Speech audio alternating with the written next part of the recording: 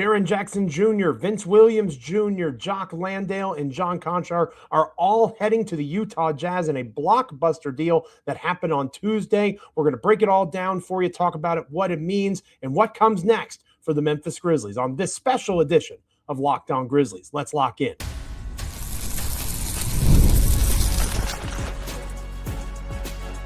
You are Locked On Grizzlies, your daily Memphis Grizzlies podcast.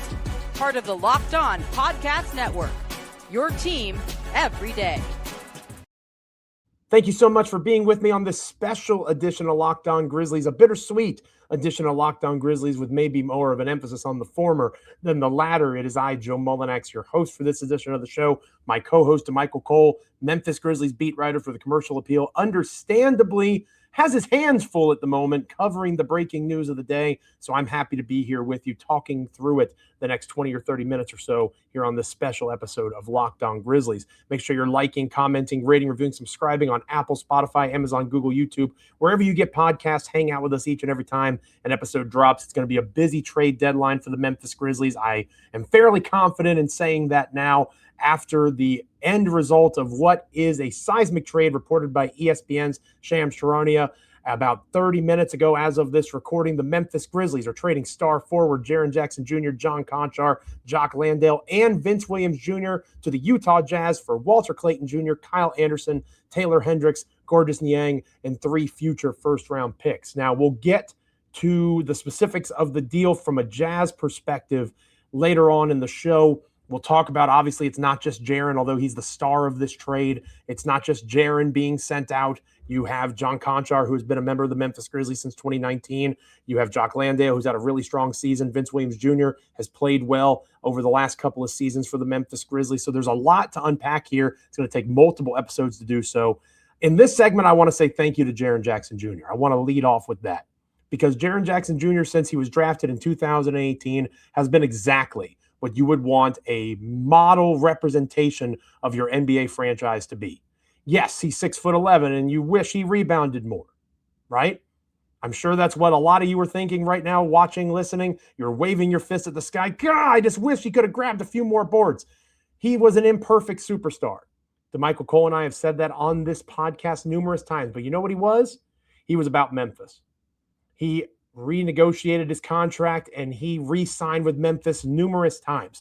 He won a Defensive Player of the Year award with the Memphis Grizzlies, was a multi-time All-Star with the Memphis Grizzlies, multiple defensive All-NBA teams, close to an All-NBA player last year, and close only counts in horseshoes and hand grenades, as my grandfather used to tell me. But there haven't been very many All-NBA players that have walked through the doors of FedEx Forum to play for the Memphis Grizzlies. So Jaren Jackson Jr. deserves a thank you, at least from me and hopefully from the fan base, for all of the ways that he represented both on and off the court the Grizzlies franchise. He did the city and he did the fans proud. And he also played his tail off for the organization at large. This signals the tank, right? That was my second reaction, outside of saying thank you to Jaren for all that he did, both as a player and as a person, as a member of the organization. The tank is here because you can go through all of the Utah Jazz return items and all those sorts of things, and we'll talk more about that here later on in the show. This is a tanking move. The Memphis Grizzlies most certainly got worse. Gorgeous Niang is out indefinitely due to injury, so he's going to fit in perfectly with this Grizzlies injury report as soon as the trade becomes official. He is continuing to recover from a left foot injury, and he may not play for an extended period of time, not just because he just got traded, but because he's hurt. Out indefinitely. But then you have guys like old friend Kyle Anderson. We'll talk more about Kyle as the days ahead work themselves out. Kyle Anderson's an interesting case. Kyle Anderson brings a veteran presence that the Grizzlies certainly could use as this tanking adventure begins. But at the same time with Kyle Anderson is in he's heading into the final year of his contract being non-guaranteed. The final year next year, 2027, not a guaranteed deal for Kyle. So that's money that can come off of the Grizzlies' books fairly easily and that's minutes that Kyle Anderson can eat offensively, defensively, whatever the case might be, to help the Grizzlies in this interim time. But with that final year of the contract being fully unguaranteed, I'm not sure that really is a focal point of this trade. So that's two guys. Kyle Anderson is going to fill minutes, be a vet that the Grizzlies could use, but I don't see him sticking long term. And then you have a player like Walter Clayton, who is probably the star of the trade from a player perspective. Walter Clayton, almost 23 years old. Walter Clayton, the number 18 pick in the 2025 NBA draft. He's an interesting prospect for the Grizzlies. A combo guard, obviously has a lot of experience winning at a high level. I'm interested in Walter Clayton in terms of what he can be. He's a worthwhile swing. And if the Jazz are truly interested in trying to elevate their level of play, given their rise in recent years, it makes sense to move on from a Clayton because you're not going to be using him as much as you would have otherwise. Clayton looks like a good facilitator of offense per Cleaning the Glass. He's in the 73rd percentile, in assist percentage. Assist to usage is 84th percentile. So he's a good facilitator of offense. He can do some things on that end of the court, but he's raw, right? And there's no guarantee that this guy is ever going to be something worthy of giving up a player the caliber of Jaren Jackson Jr. And then that leads you to the final piece of the puzzle in terms of players in this trade, Taylor Hendricks. Taylor Hendricks is a big, another young player. He was the number 9 pick in 2023, so he's been in the NBA a little bit longer. Hasn't been able to stick. He's having a better season this year and more limited run than he had in his rookie campaign. But he's not somebody that, again, you look at and think, look at the return on that kind of player. Look at who the Grizzlies are bringing back. That's impressive, right? That's not where this is in this particular deal. So the Grizzlies bring in a bunch of players that aren't necessarily going to help them in the here and now, right? The Grizzlies now create a gigantic, and this is per Shams Charania, again, at Shams Charania on ESPN, and Bobby Marks 42, Bobby Marks of ESPN, a gigantic $28.8 million trade exception. The Grizzlies don't have to use that, but they can use that in a future deal. That is important to point out, too. That is created as a result of all of this. So they bring all of this in, and the Grizzlies now also have 13 first-round picks, 13 of them over the next 7 years. And again, this is per Bobby Marks. Only Brooklyn and Oklahoma City have more first-round picks coming out of this trade.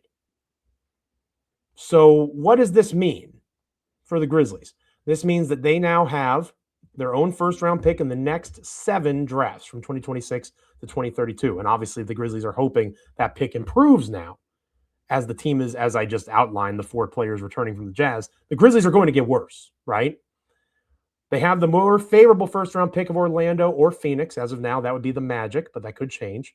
A top 4 protected first-round pick from the Lakers. The most favorable first-round pick of Cleveland, Minnesota, or Utah in 2027. So that means they have 3 first-round picks in 2027 now. Again, their own in 2028, 2029. They have a top 2 protected swap with Orlando, 2030 an unprotected first from Orlando, 2031 an unprotected first from Phoenix, and then 6 second-round picks.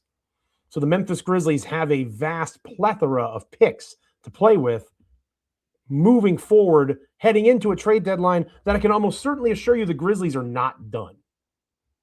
They're not finished. There's more to come here as they rebuild around a young core. And they go out and they find their next star. Because I can assure you, the next star of the Memphis Grizzlies, if they're on the roster, their name is not Ja Morant. And their name is certainly not Jaren Jackson Jr., who just got traded to the Utah Jazz.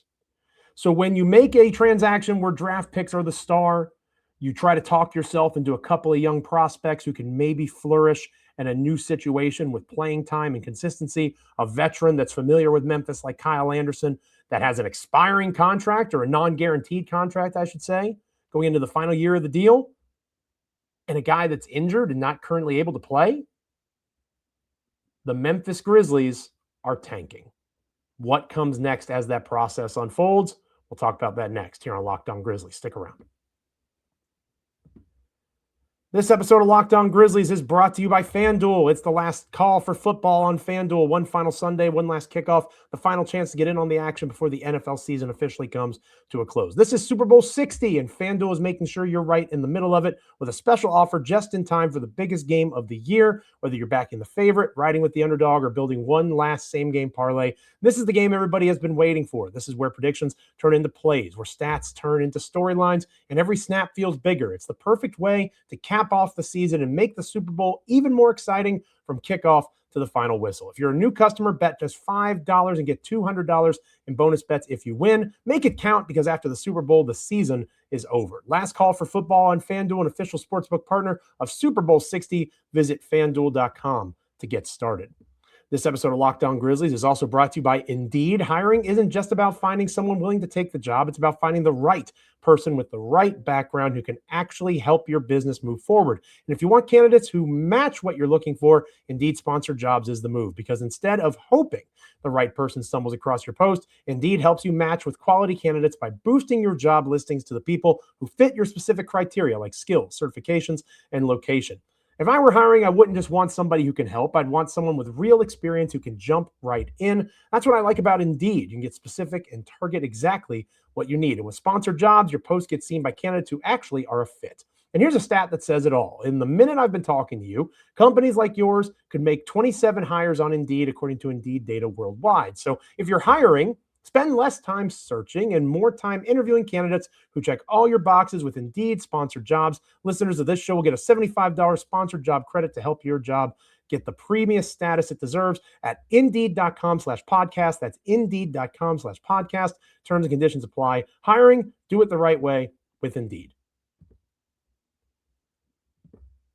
In case you haven't noticed, the trade deadline is here. It is officially arrived in Memphis, just like the tank. And we want to give you a free month of our new Everydayer Club to help you get ready. If you need a group chat to keep up with the chaos, join ours. The Everydayer Club gets you access to a group chat on Discord just for Grizzlies fans, plus national chats where you can hang out with fans from around the league. As soon as I'm done putting this episode up, I'm going to be in the Discord. Come join me there. And you'll also get ad-free versions of this show. And if you sign up by the trade deadline on February 5th, that's 2 days from now, you can use the code DEADLINE to get your first month free. Tap the link in the show notes to learn more. Again, use the code DEADLINE to get your first month free.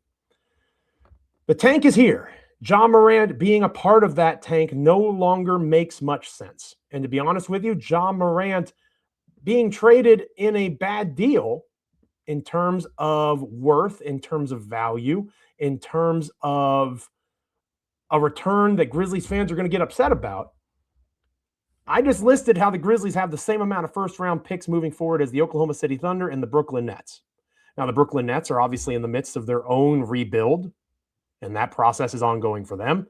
The Oklahoma City Thunder are the class of the NBA, at least the class of the Western Conference, but I would argue the NBA still, since they are the defending champions of the National Basketball Association. We've talked a lot about Ja Morant being a potential salary dump candidate in terms of a trade with the Miami Heat. Say they don't get Giannis, right? And if Giannis gets traded, I think after Jaren being traded, who knows? But Giannis going to Golden State seems like the most natural place if you read the tea leaves of national media. That would be where it could happen more than likely, right? So if Miami misses on Giannis, Ja is a consolation prize. You trade the Terry Rozier contract, Simone Fadichenko's contract. You try to extract a first or a young player to try to get something of value in return for the end of the Ja Morant era in Memphis. That's the next step. And I think that the Grizzlies have to pivot to that fairly quickly, because you have now, with Jaren being traded, and this is going to be difficult, right? Tanking is hard. Losing is hard. But as I said on the last episode of Locked On Grizzlies, it was incumbent on the front office to do this, right? The players are not going to tank. Cedric Howard's going to compete. Jalen Wells is going to compete. The Grizzlies that remain and those that are being added, they're not going to line up and say, oh, I guess we're going to lose. They're going to try to win. So it's on the front office to actively make that as difficult as possible for the team to do. And that is reality now for the Memphis Grizzlies, right? It's going to be hard for them to win without Jaren Jackson Jr. Ja Morant hasn't played more than, he hasn't played 80 games over the last 2.5 seasons. So they're used to playing without Ja Morant. but they got as much as they could for Jaren now. And that's hard because you value Jaren as a Memphis Grizzlies fan more than the Utah Jazz do, because they see Jaren as a 6'11" big that's going to fit nicely next to Walker Kessler. They don't have that emotional connection that Memphis Grizzlies fans have. I understand that. I get that. I accept that. I feel that too. But the writing was on the wall when the Ja Morant news leaked, right? The writing was on the wall that something big was coming.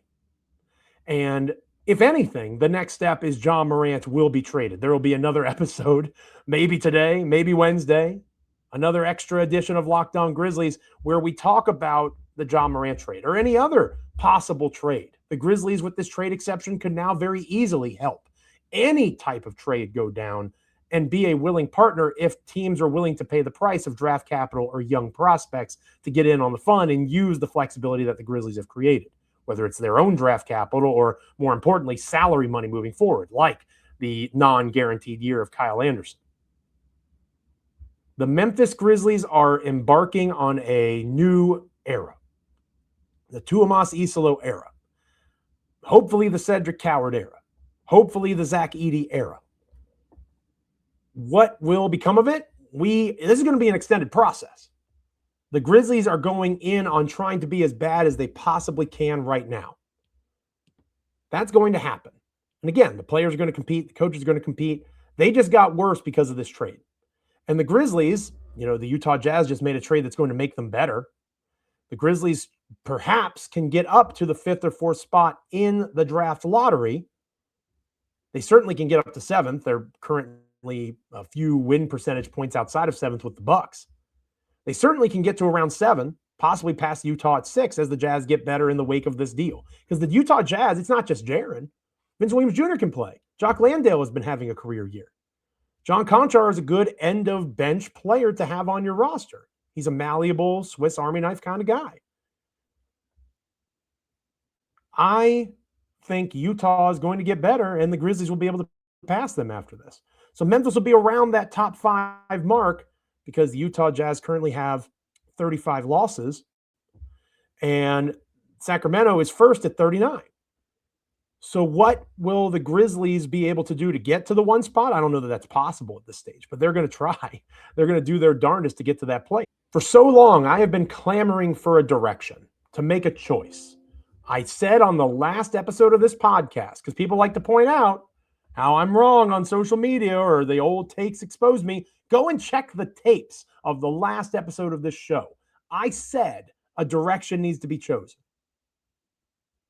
Other episodes, not just the last one, a direction needs to be chosen. Being in the middle is the worst place that you can possibly be in the NBA. I said they either need to tank it out or they need to try to improve this team at the deadline if they believe in the Ja Morant, Jaren Jackson Jr. core. Clearly, Zach Kleiman was not fibbing when he said that they were not close to contention at the end of the Oklahoma City Thunder series last year. And it's not just Desmond Bane. Now it's Jaren Jackson Jr., and I would be willing to wager in the next 48 hours, maybe even sooner, the end of the Ja Morant era in Memphis as well. We're turning the page here, and that's scary, and that can be frustrating and angering. And let this be a place in the comments on our Discord. Hit us up there. Talk to us there. Let's talk through it, right? Let's work through this at Joe Mullinax on X. If you've never experienced this before, because again, I've been through this, coming out of the grit and grind era when we transitioned to the Ja Morant era. I've been a fan and a follower, a media, pseudo-media follower of this team for long enough now. This is another rebuild. There will be brighter days ahead. It's going to get rough at times, but at least there's a direction now. They have made a choice. Do I agree with the choice? If you're an everydayer to Locked On Grizzlies, you know I probably would have tried to compete with Jaren and Ja. Moving on from Ja is understandable, but you still see flashes of that possibility. But flashes are not sustainable. They are not something that can endure.